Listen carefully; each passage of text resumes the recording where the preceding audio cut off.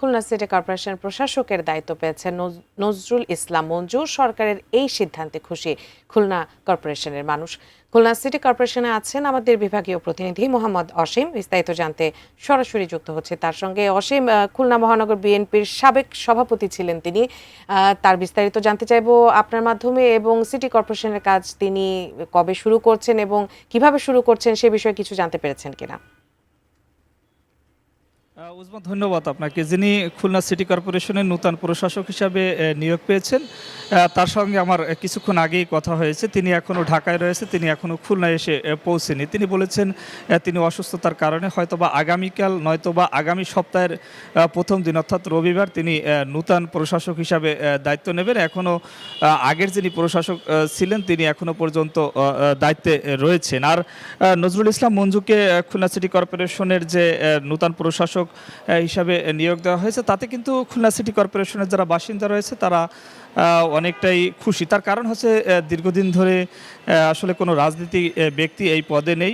সে কারণে কিন্তু যেহেতু রাজনীতি একজন ব্যক্তি খুলনা সিটি কর্পোরেশনের প্রশাসক হিসাবে নিয়োগ পেয়েছে, সে কারণে তারা ভাবছে যে আসলে খুলনা সিটি কর্পোরেশনের যে সমস্ত অসমাপ্তি কাজ রয়েছে, যে সমস্ত কাজগুলো থমকে রয়েছে, সিটি কর্পোরেশনের যেগুলো জনগণের গলার কাটা হয়ে রয়েছে, সে কাজগুলো কিন্তু দ্রুতই শেষ হবে।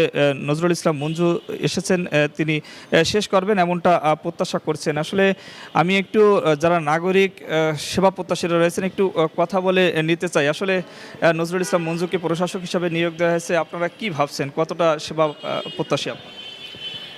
আমরা অনেক আনন্দিত উচ্ছ্বসিত যে আসলেই তার মতো একজন ব্যক্তি, অভিজ্ঞ ব্যক্তি, দীর্ঘদিনের সংগ্রামী, তো তার হাতে দায়িত্বটা আসাতে আমি সর্বপ্রথম প্রধানমন্ত্রীকে ধন্যবাদ জানাতে চাই। বিচক্ষণভাবে তাকে বিবেচিত করা হয়েছে এজন্য।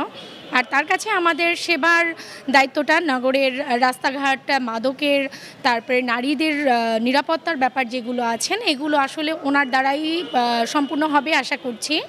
আর এগুলো আসলে উনিই করতে পারবেন। যেমন দেখা যাচ্ছে আমাদের নগরের বিভিন্ন জায়গায়, খুলনা শহরের মেন পয়েন্টগুলোতে বর্ষাকালে পানি ভরে যায়, সেই জায়গাগুলো, রাস্তাঘাটের যে সংকটগুলো, এগুলো উনি নির্মাণ করতে পারবেন আশা করি। ধন্যবাদ। আসলে উজমা, আপনি শুনছিলেন আসলে সেবা প্রত্যাশিত এবং নগরবাসী যারা বলছেন আসলে যে খুলনা নগরবাসীর যে মূল সমস্যা সেটি হচ্ছে জলাবদ্ধতা, যানজট এবং অসমাপ্ত যে কাজগুলো রয়েছে, সে অর্থাৎ উন্নয়নমূলক কাজ কিন্তু খুলনা সিটি কর্পোরেশনের এখন গলার কাটা। সেগুলো নজরুল ইসলাম মঞ্জু যেহেতু নূতন প্রশাসক হিসাবে নিয়োগ পেয়েছেন, তিনি আসার পর সেটি সমাপ্ত করবেন। সেই প্রত্যাশাগুলো কিন্তু খুলনা সিটি কর্পোরেশনের যারা বাসিন্দা রয়েছে